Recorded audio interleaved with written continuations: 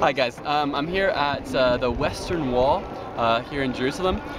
This is where the temple would have stood, originally built by Solomon, rebuilt and destroyed, and rebuilt and destroyed. And then here it is. This is it's there in the bottom. Those large stones were placed there by Herod as it was restored for I believe the third time.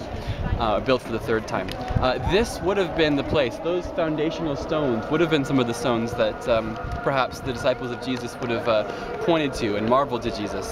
And Jesus then says that they will be, these places will be torn down.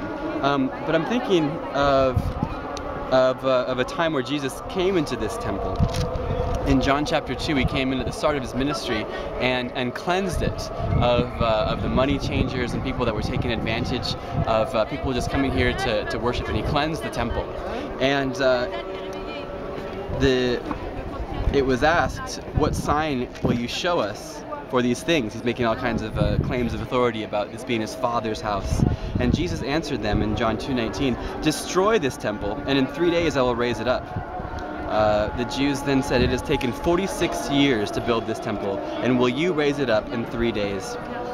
So ultimately there was the destruction of the temple. Jesus did talk about that on certain occasions, but when he comes in there and cleanses it, he says, destroy this temple and in 3 days it will be rebuilt. And it says in the next verse that he's talking about the temple of his body. And therefore when he was raised from the dead, his disciples remembered that he had said this, and they believed the scriptures and the words that Jesus had spoken.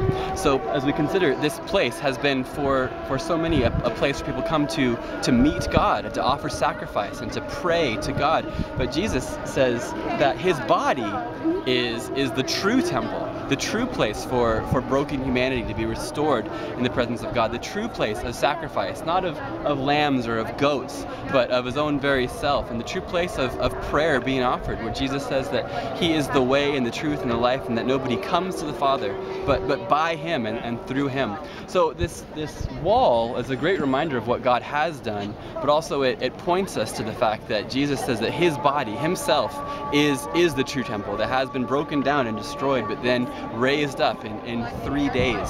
It has been about 1,940 years since that was destroyed, and it hasn't been rebuilt yet. But there on a hill called Calvary outside of the city, Jesus' body, the true temple, was destroyed, and it was raised 3 days later. So, enjoy.